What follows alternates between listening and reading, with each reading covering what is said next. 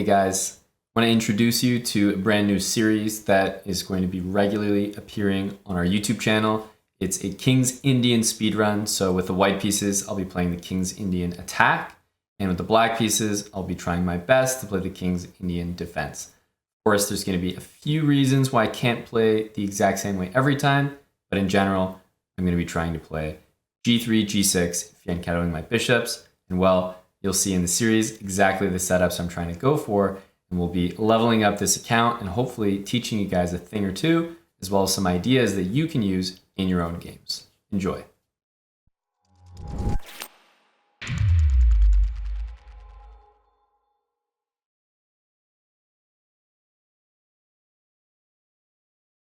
All right, here we go. E4. This is basically a disguised move because, of course, if I'm planning to play King's Indian attack, I could just start with fianchettoing, but we'll start with this one. Against C6, if you play knight f3, it's a good line, but after d5, d3, takes, you have to deal with the queen trade. It's actually a position that's really good for white, but for the purposes of this, we're definitely going to be playing d3, knight d2. I want to keep the queens on early. So the point is pretty much that you'll be playing e4 and d3 like almost all the time.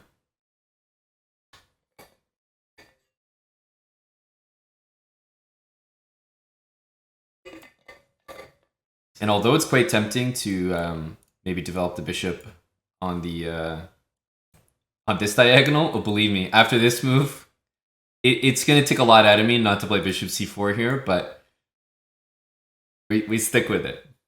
We stick with it. G3 and bishop g2 incoming. This is the plan.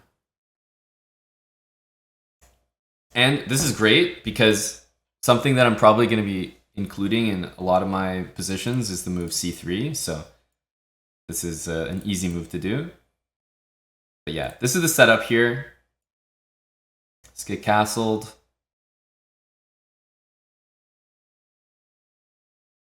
Definitely want to get early g3, bishop g2.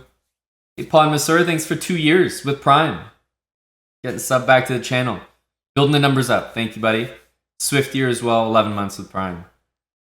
So, I mean, the moves you'll see in almost every position as white are e4, d3, knight f3, knight d2, g3, and bishop g2. And castles, of course. So, obviously the order does matter, but those are the moves, basically. Is b4 a move? Yeah, b4 is a move for sure. I'm playing moves that I know I want to include in most of the positions, just to start off, just to kind of get everyone familiar with the ideas. If we get pinned, we almost always want to play h3 and kick it out. Another very useful move is going to be this one, king h2. I know it doesn't look like, you know, the most necessary move right now, but it's going to be connected with a lot of plans going forward, right? You do want to move your king, probably want to move your knight, and eventually play f4. It's kind of the idea.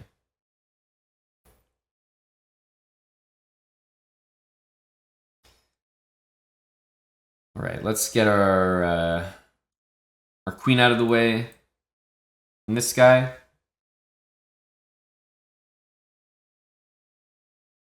Yeah. Remember, I don't really care about moves like queen b3 to prevent castling. It's about the setup. So this move doesn't look very good for my opponent, mainly because of that. But it's also hanging a pawn. I'm thinking here, though, I'm going to start by taking. Open up this bishop. One thing you'll notice about this opening that you shouldn't feel weird about is this bishop on c1. A lot of times, it just sits on c1 and doesn't do anything. It just stays there. It's not going to do anything on this diagonal or this diagonal anyway. So a lot of times you leave this bishop here, it still makes threats on this diagonal. You still feel the pressure of the bishop, but the only thing I would do is maybe move it, play rook d1, and sometimes even move it back to c1. Seriously. I know it doesn't make a lot of sense right now, but I think over the course of this This speedrun, you'll probably notice that this bishop does not make too many appearances. Let's say that. So let's try to attack some stuff here. Let's use this one. Open this guy up. I mean, you guys will see when certain moves get played against me, how I'm going to handle them. I don't necessarily have a perfect plan that I'm ready to outline for you guys right now, but we'll be sticking to the theme of King's Indian attack in general, no matter what gets thrown at us. And for the most part, you can do that. Plain and simple. So there's not going to be too many situations where that's not possible.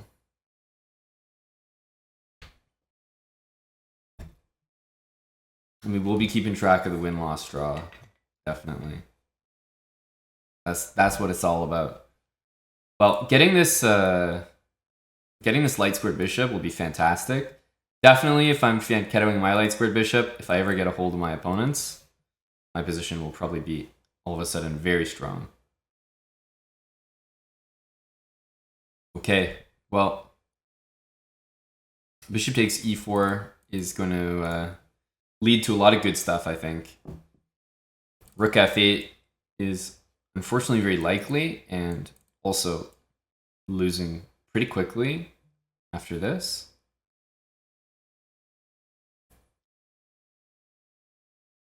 That's a better move, in my opinion. I still have a bad feeling about it. We'll take with a check, just because, you know, rook h6 looks like a pretty expected bait.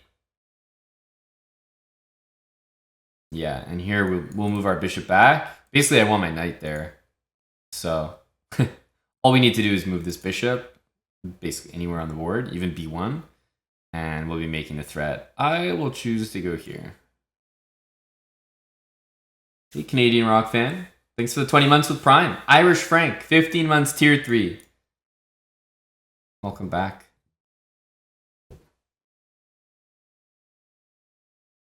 Yeah, it's a pretty good move, honestly.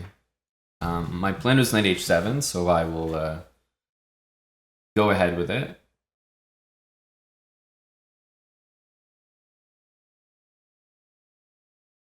But you'll notice that I was able to make a ton of threats with just my minor pieces, and really, like, these pieces just don't play a serious role in the opening. Like, they're not really that necessary. Let's take this. See how he takes back. Pawn takes, I imagine we want to get a check in. Takes there is an interesting move. I think it's probably a decent one. My only hope is to try to go queen h5 and make something like that work. I'm thinking I'm probably going to take it, just keeps things simple. Queen h7. Check. And is it finally time for this guy to breathe a little bit of life in the position? Actually develop? There it is. All right, rook d1 next. Looks good.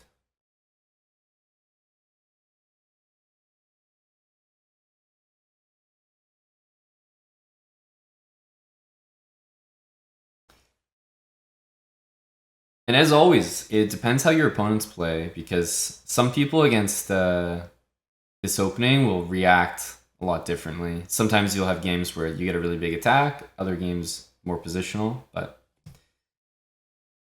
no matter what,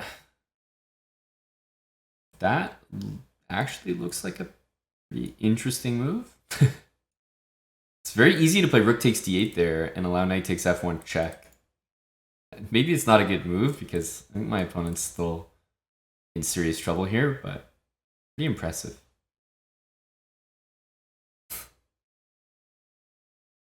Yeah, these two look very likely, but if you play something like queen e8, he's getting mated in two.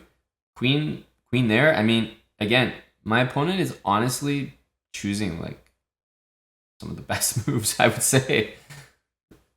It's pretty impressive. Queen here, king there, rook d7. Like, he's losing a queen, but as far as I can see, I don't think he's getting mated. Yeah. So we'll take what's given to us. Queen takes f6 is also a threat.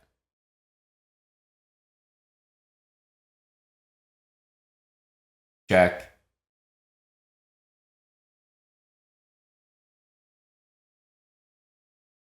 Okay. GG. GG. We'll take one win there. So you got to see a few of the ideas. That's the setup. We might get a game with the black pieces now. And we'll see if they play e4 or not. But we have a plan. We have a plan for everything they throw at us here. All right. So we got another e4. Let's see if we get another Scholar's Mate. But for now, I'll stick with the same. I think this is a lot more standard. Like when you play against people, I think you'll see this most of the time. So like I said, usually start with d6 before you put your knight there to deal with this move a little bit better. Yeah, people like this bishop c4, that's for sure.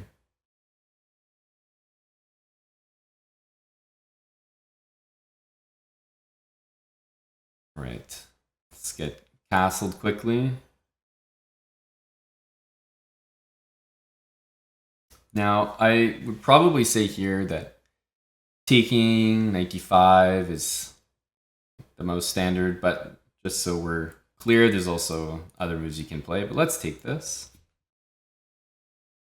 Something like a mainline Pirtz. I have to say that when I thought about which ones I wanted to play, ooh, God, no, that can't be right. I was definitely more keen on the positions with e5 and d6 because I think they'll be more similar. I think we might learn a bit more playing those. So I might switch to that the next game we get with black. We'll see.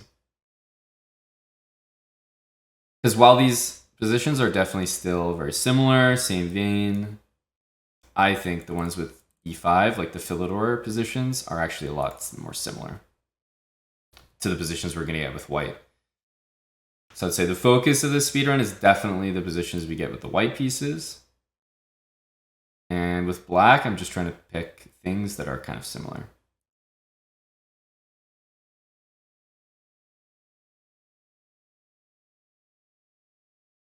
I think may as well keep it simple and just trade pieces. Why not? It'd be nice of him to let my knight out with tempo. But d6, I know it looks kind of scary. It's a pass pawn, but knights are the best blockaders. So far, I haven't had to work too hard. I've been given a piece. Go me. Yeah. Let's take. And blockade. And rook e8. More trades.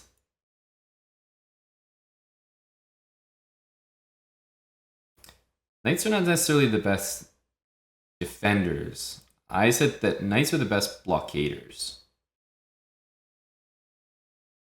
And knights are the best blockaders because they, number one, let's say this is a pass pawn. Usually the things that support a pass pawn, let's say another pawn, they would be on these squares right here. So a knight blockades this pawn while usually attacking the main thing that supports it. And a knight's just the kind of piece that can jump over other pieces. So if you have a rook there, this pawn is right in your face. You don't have anything to do up the board. But a knight always still exerts just as much pressure on all the squares it would normally attack. So you're never really not sacrificing a lot by having a knight there. But if you have like a queen there or a rook or something, there's just so much of the board that they don't see as a result of being stuck on this kind of lame square. Cat, thanks for gifting a sub. And Bob K999, 5 gifted subs. Thank you, Bob. Okay, he's got a dark square bishop, so I'll do the simple put my pawns on light squares trick. Attacking this guy.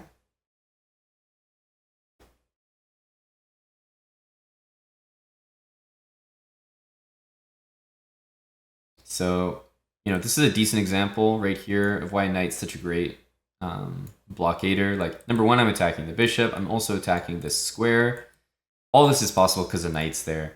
Put any other piece in front of it, and you're just not attacking the right squares to dislodge pieces from supporting the pawn. So the more you do it, the more you get used to it, the more you will probably understand from your own experience why the knight's the best piece to have there.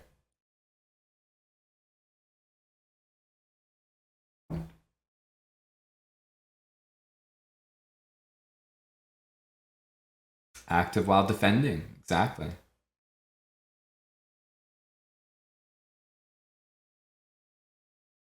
Okay, so I think I'll try GG.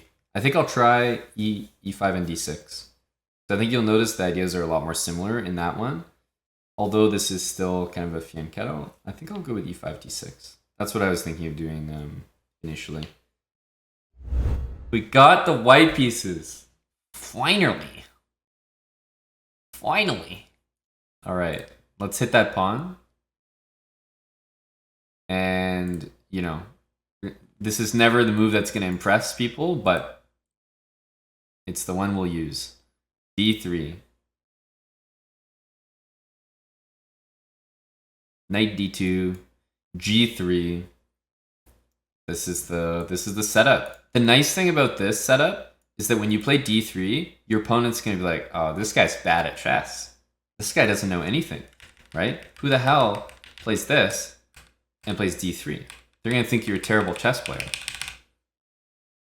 And they're right, but at least you'll be a terrible chess player that has an arsenal of ideas harnessed with them when you get there.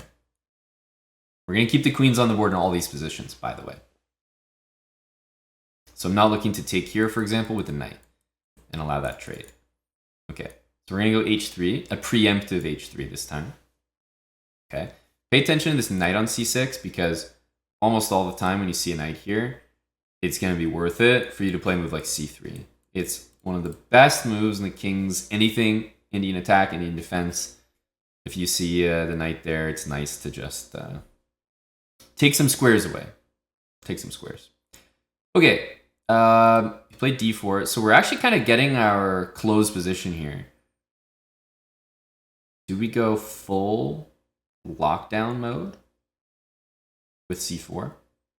Question mark.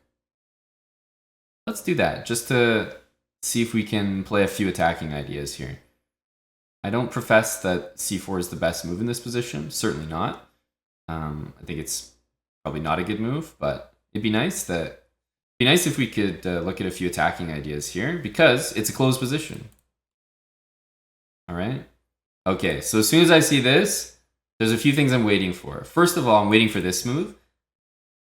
Right? This is so classic. They want to attack your pawn. They're thirsting so hard. Right? So you just play a random move. And your pawn is sitting there and they're like, oh my god, I'm doing what the coaches tell me to do. And then you play knight g5. You guard your pawn and you win the bishop because he's just trapped his own bishop with queen d7. You win the bishop pair, but you win the best possible bishop to win. You win the light squared bishop after they just put pawns on. Oh, it's great. Appreciate that, man. Really, really do. So that's just a great start. Let's gain a little bit of space over here. That happens a lot. You'd really be surprised. People get really thirsty for this h3 pawn, but really what people need to do is be playing h6 before their move, but they never do. Okay, you guys have seen king h2 from me. This is a standard move. I always like to play this one.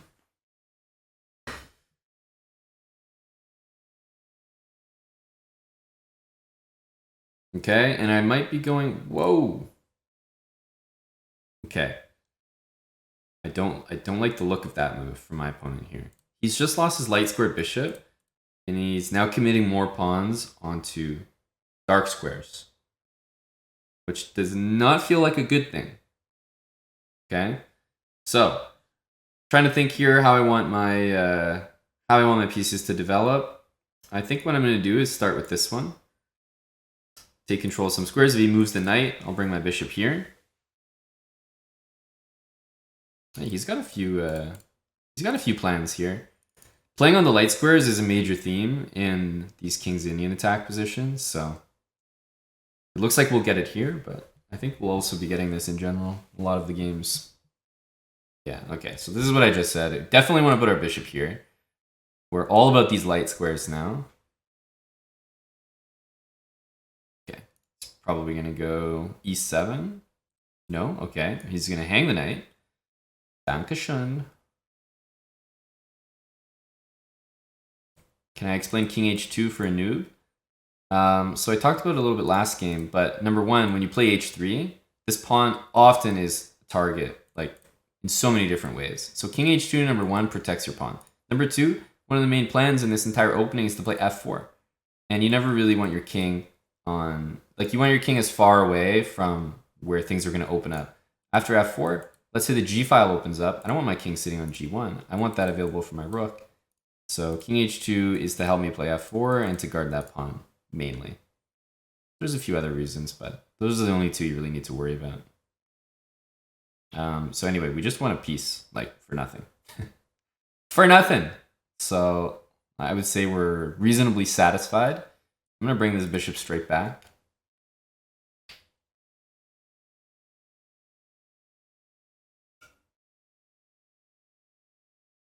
f4 now. I would say f4 is a move that I'd want to play when my bishop can contribute. But also, you're going to see me play this position a little bit differently than a normal position because, hey, I'm up material here. Like, I'm just up a piece. When you're up a piece, you don't need to follow, like, you know, the ideas of the opening anymore. You can just simplify. That's just what you do when you're up a piece, no matter what. No matter what. Okay.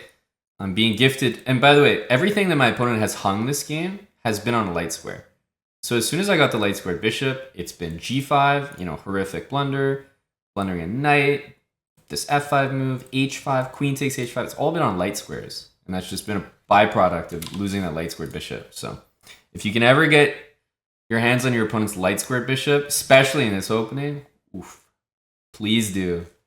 Please do. It's okay, we'll take that one.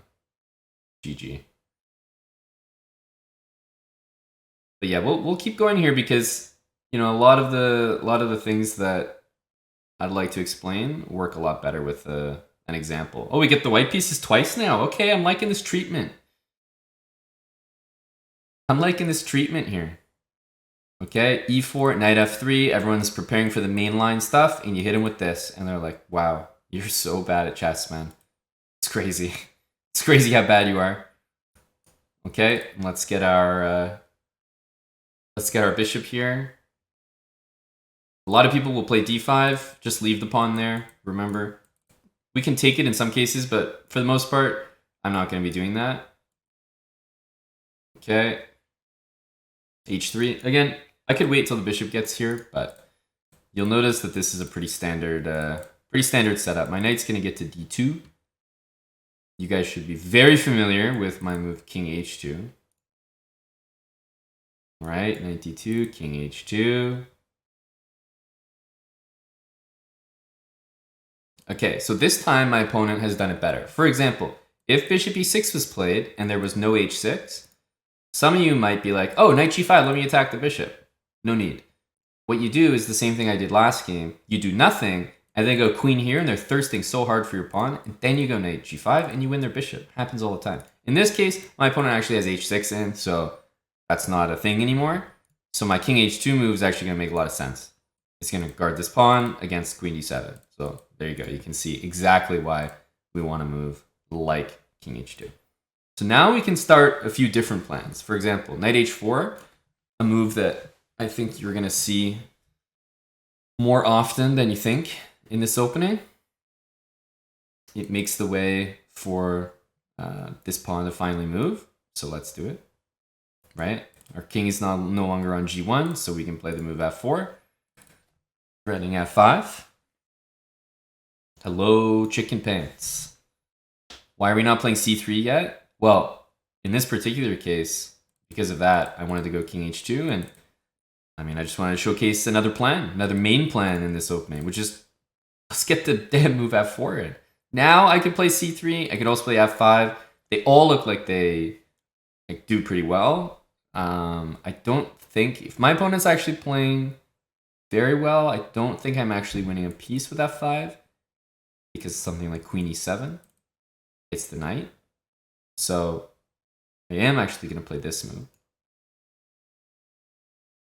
f5, queen e7 technically doesn't win a piece. So technically, if I want to win a piece, I should play c3, d4, and d5 to like win a piece for sure. But you are correct in the sense that f4, f5 is like a very common maneuver that we do. And it usually does win a piece, to be honest. It usually does. Also, I'm going to drop this on you right now, and you're going to see it the rest of the speed run. Queen e1. I'm just going to say it out loud. Usually before queen e1, you do need to play a move like c3, but queen e1 is like going to be the hero move. When you play knight h4 and you play f4 to expand over here, your queen on e1 is going to defend your knight on h4, and it's just going to feel great. Trust me, it's going to feel great. So just remember it. After queen e1, you don't like to see the move knight d4, threatening that. You're probably going to have to waste time and go back. So that's why I'm saying c3 and then queen e1. Something like that. g5, we've seen in multiple games now. It looks awful. I'm going to start by winning a piece. That's a lot of notes. Well, get your damn notepad out, brah.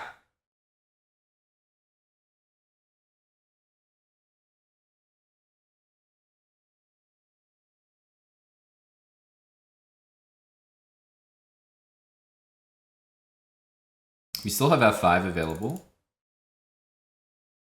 And yeah, this move, we took 2 pieces and they took 1. And we do have this move available. Technically, though, it doesn't trap the bishop because of queen d6 check. It's still a good move, so I'll probably play it. But you know, as much as we think this traps the bishop, it actually doesn't.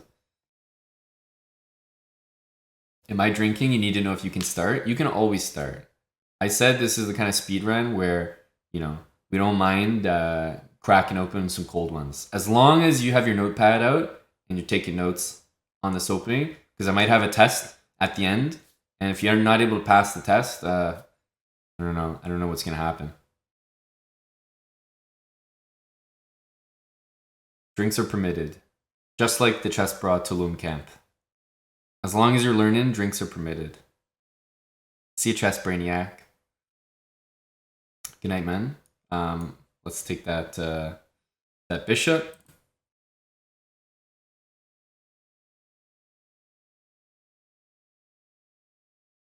Queen g4 f6 loses the queen, unfortunately. Okay, so again, at this point, we're just kind of up material. So I always recommend going for the simplest way to win, which is just trading pieces when you're up material. Just not even going to bother calculating anything. Just trade queens. I'm up 2 pieces, so that's a lot.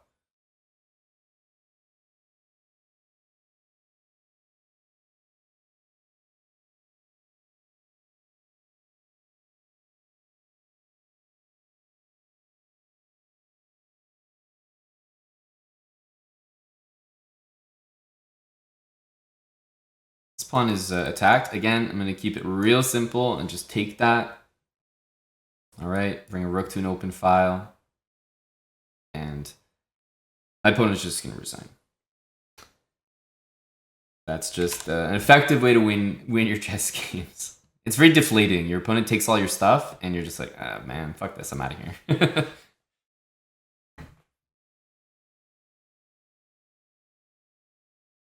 Okay, I think we might be due the black pieces here, unfortunately. All right, we keep getting the white pieces, so I love what's going on here. Clearly, there's been an adjustment at chess.com HQ. It's fantastic. Let's remember, play this move. No one will respect you as a chess player after you do this, which is perfect. Because people will get overconfident when they're playing against you, and you'll be able to win.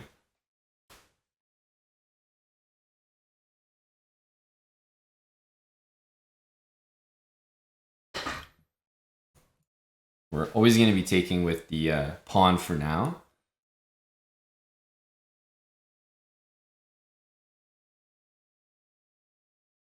Okay, this move we've seen before and we've kind of dealt with before, and we pretty much always play this. This move is a move I want to play anyway. I already said, when there's a knight on c6, c3 is like a god move, so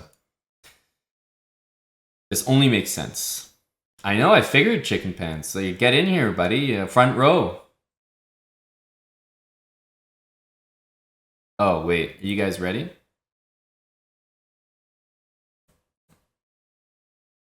It has to be this, right? Oh no, I'm telling you. This shit happens in so many games. It's just like a hack. It's just like every time. I don't know why. People are so goddamn thirsty for this pawn. So thirsty for it.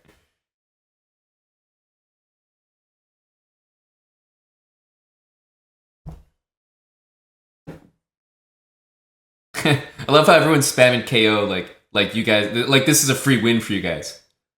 Oh, the bishop pair? May as well just hand me my points. As if you guys can fucking put him away.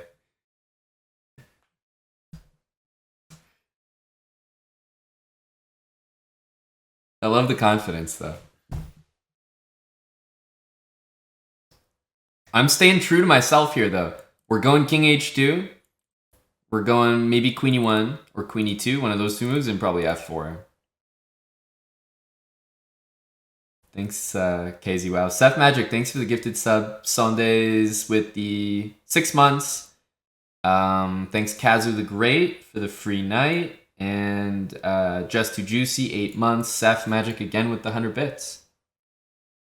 Cheers.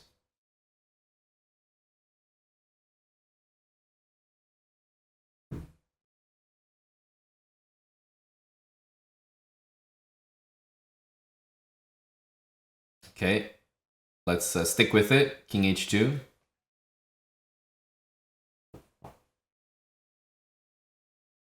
Okay, now he's got the bishop there, but that's exactly why we brought our king out of the way, so that we can do that. Knight f3 looks fairly tempting, I have to say, just to get the rest of the pieces in, but something like this, f4.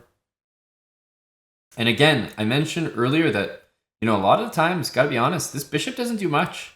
It stays at home. And we're seeing that once again here.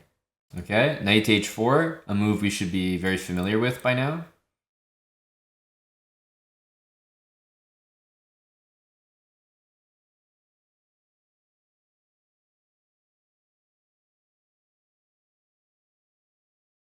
Okay. A couple good ways to take. I'm going to choose the pawn. I think usually we'll choose the pawn, so it's kind of a good practice.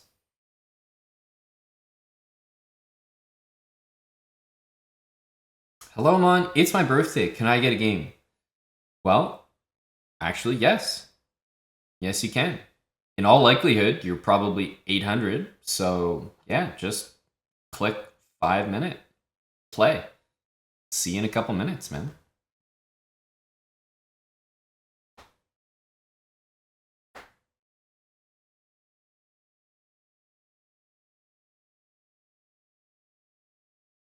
But we'll usually be playing this, so that's something to get used to.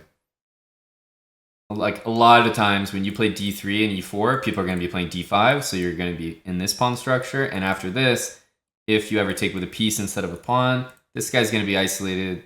It's not often going to be a great time. Okay, well, I'll go here, because I know that I can get my bishop out with tempo if I get checked.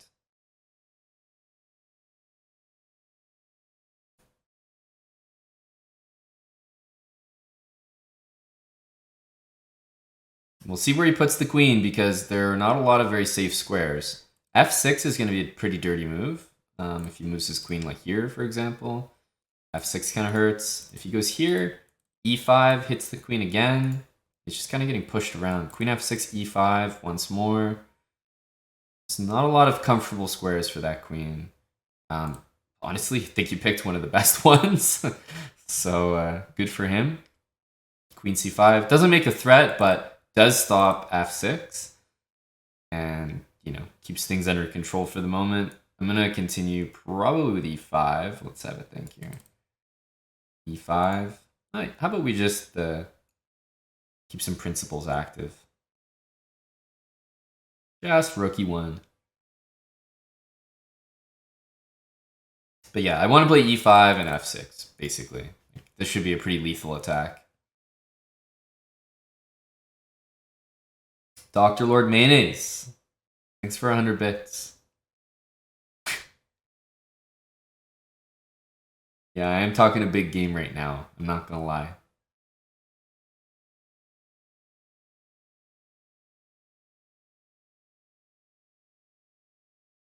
You know, a funny move for black is g5. If I take it en passant, then I lose my queen. Can definitely see a few lads from the chat falling for that one. Let's keep pushing.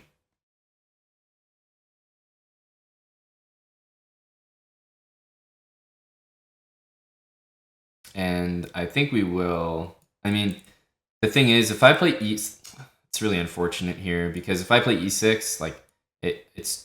Unfortunately, this is a guarantee. But I think f6 was actually the better move in this position. Well, yeah.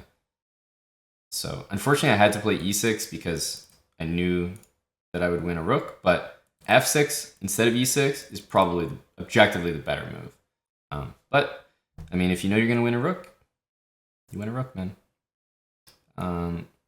Let's take this. Make sure to take that as well, and then win a rook. There we go. Again, when you see a way to win a rook by force, you're just compelled to play the variation. You just have to. So both of the rooks were essentially hanging there, so I just had to take them.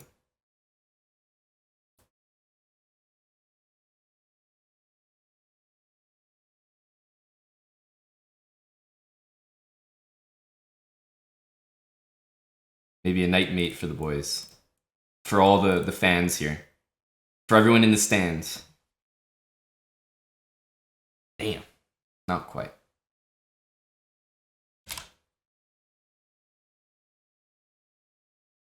Yeah, man. This is what the fans wanted. GG. So, this one, again, was marred with a hanging piece. However, this is like very, very common. And had he not hung this knight, I would have proceeded in a very similar fashion. Something like that. Yeah, we've definitely made it. Oh, guys, we actually have a d4 game. It's time. Our first King's Indian of this King's Indian speed run. I'm very excited about this.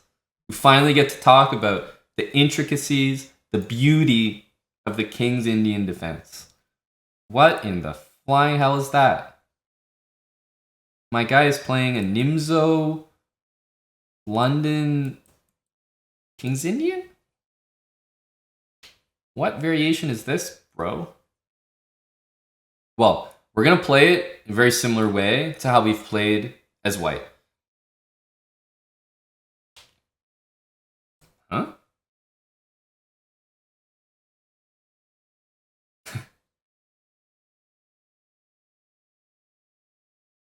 I wasn't prepared for this. You know, I don't have a manual for how to play against this King's Indian. I can promise you there's not been a single book published in the history of chess that contains this variation. We're only on move 7, and my guy has created something that I've never seen before. In my entire life. How? Who is this guy?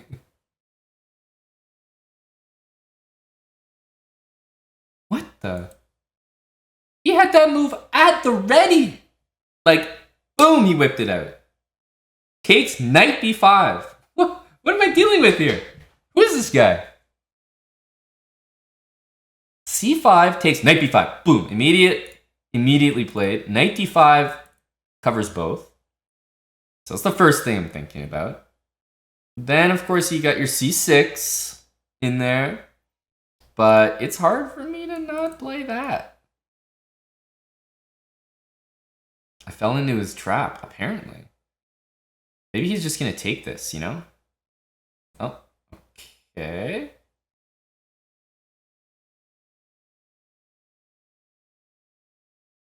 Well, I'm telling you guys, this is why the King's Indian is so strong. As you can see here, that's a 9-move victory. 9-move victory, I don't want to hear anything because I've just showcased an opening that is a guaranteed win in 9 moves. Hey, I got data. I got data points. I got facts in front of me. They don't lie. Jam tastes good. Honestly, that's a mood. You know what else tastes good? These this opening. Okay, so e4, knight f3, and now to throw them off the scent, d3. No one's gonna expect that you could actually possibly be a decent player after playing the move d3. So they're gonna play this rest of this game so confidently, like, oh my god, you're literally so bad. Okay, knight d2. He thinks we're just god awful. All right. Okay, b5. I have no idea what he's up to.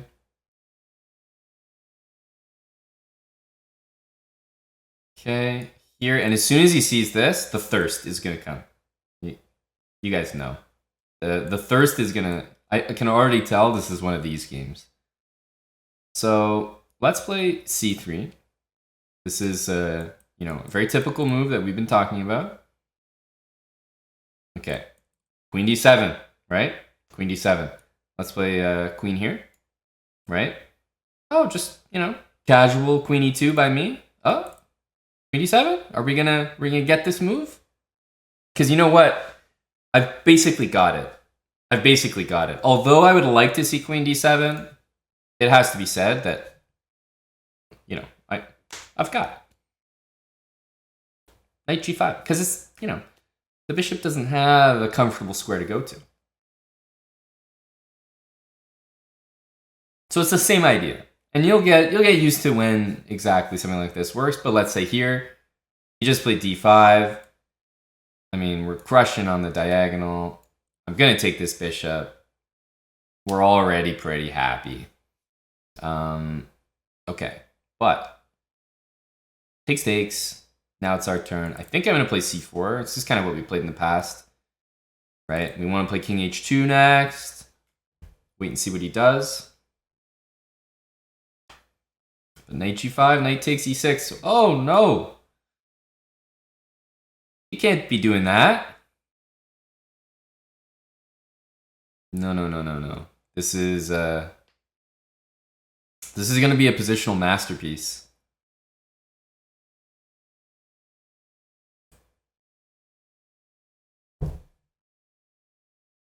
What?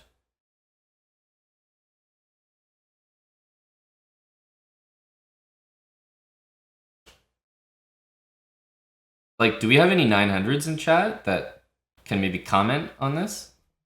Is this like standard?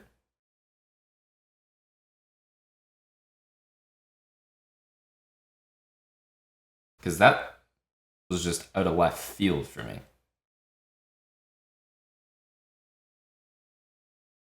Which one? We want to keep. Oh, okay. Yeah. I mean, he could have played here. I'm just at this point. So this guy's like a science experiment. My bishop is too valuable. I don't even want this. It's all about trapping this knight, which he's done for me. But I thought he would play knight d5 at least. But no, I'm just very intrigued. What's going to be next from Jam Tastes Good?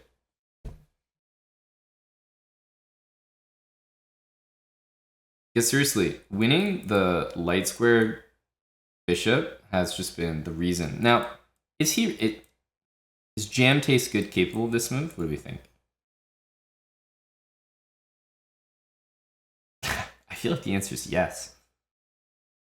I feel like Jam Tastes Good is he's coming at me. We'll see.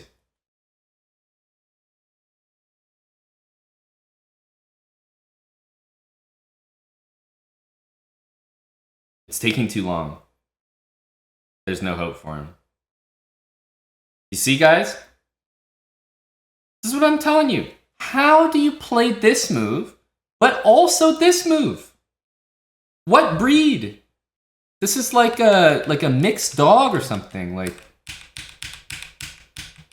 what type of like knight takes e4 and knight takes a3? This is a very advanced tactic. He's utilizing a pin.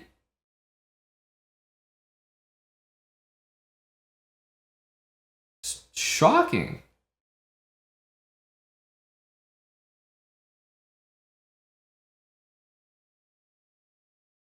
I'm impressed. What can I say? Like, I almost feel out of respect for the move that I have to take it. Gotta put some respect on that move.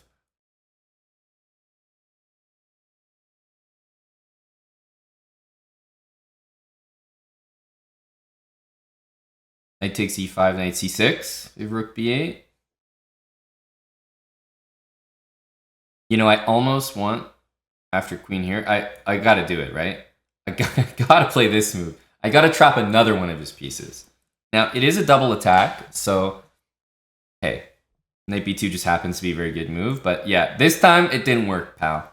This time, yeah, it's not happening. Pal. We were able to trap his rook there. Queen b3. But this move, again, shows some understanding. Like, queen b3 is a strong move.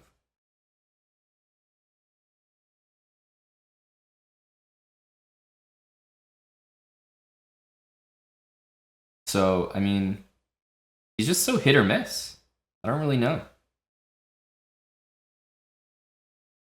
It's almost not worth saving this bishop.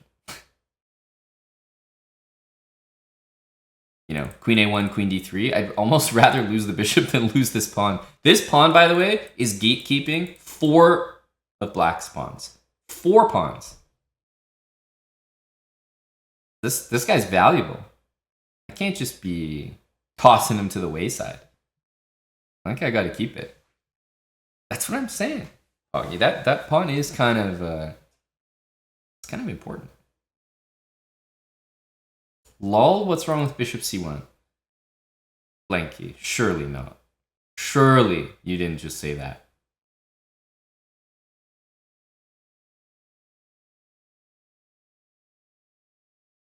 You did not type that, dude. You are throwing, bro. You're throwing hard. He played a5 immediately. You know what I'm saying? There's something about this guy. You know? Jam tastes good. I feel like he would be beating a lot of the chat. I really feel like it. Like, he definitely seems like he's capable of some moves. He's getting thirsty for the flag. I can sense that about him, yeah.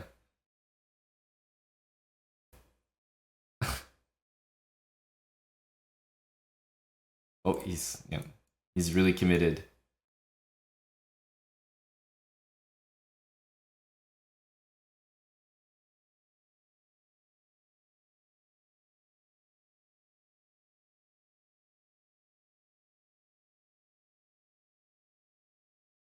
GG jam tastes good.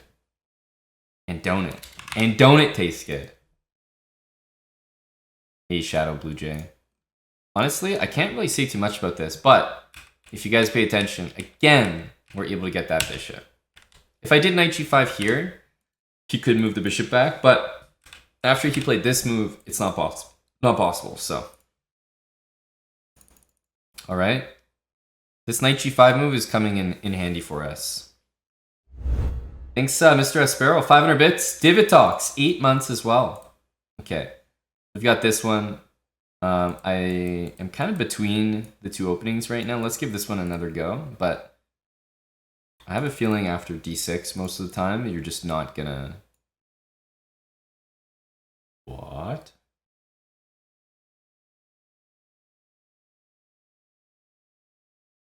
Like, how do you play this move, and then this move? Because I'll be honest, when I started out in chess, my first move of the game was a4 and then h4 because you want to get the rooks out. I don't know why, but once you know this and this, it's like a bad habit. Like he's going back to it. It's like his old heroin addiction. He's been clean for 2 moves.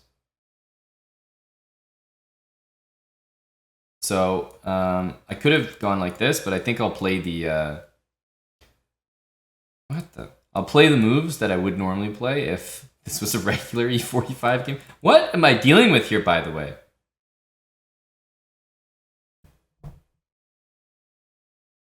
What is this?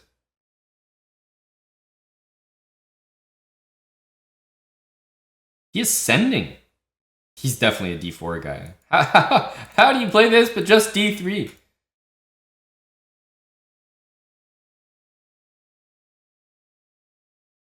Okay, here we go. Okay. No, I can't deal with this. This is above me. These moves. Bishop G5, H6, Bishop back to C1. You know what? You called my bluff, man.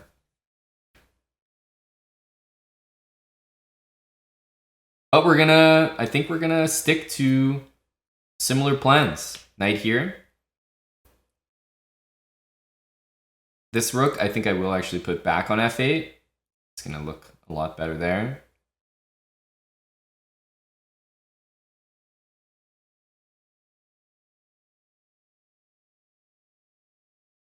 Here we go. Okay. He's thrusting. Let's bring the knight in.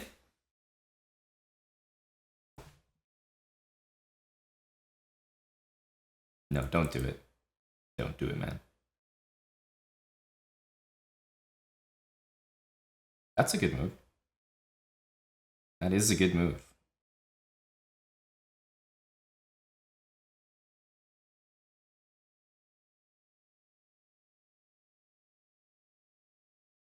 Oh no. It's like, it's 1 and 2 with this guy, He plays 2 good moves and then relapses again. It's crazy. This guy just needs to stabilize. Because the severity of the blunder just doesn't line up with the rest of the chess from him. Even this move, that's a move of culture. Like, that's a guy who understands. Pin that damn knight. And yet, Queen C1 out of nowhere. Bishop D3, right? Look at this move. That's an elite move. How are you going to play Queen C1 and then come up with Bishop D3? It's very impressive.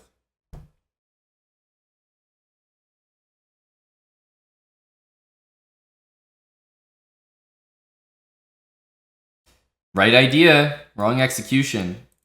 Seriously, he was trying to take advantage of the pin. I can't take it with the knight, but that's why I brought the bishop there. Damn. Honestly, honest review, 900s are just 1500s that have a heroin addiction. Straight up. These guys need to just get off the sauce.